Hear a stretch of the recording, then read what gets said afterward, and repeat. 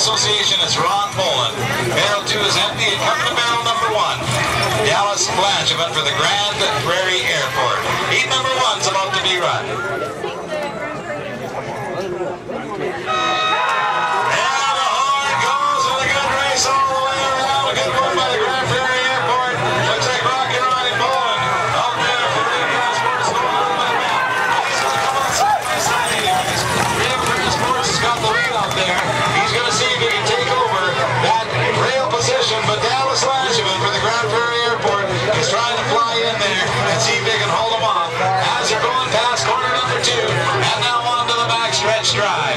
It's a good race out there, but Ron Poland for Rio Grande Sports Association is holding on to a full 1-length lead as they're 3/4 of the way down the backstretch now, coming into corner number 3.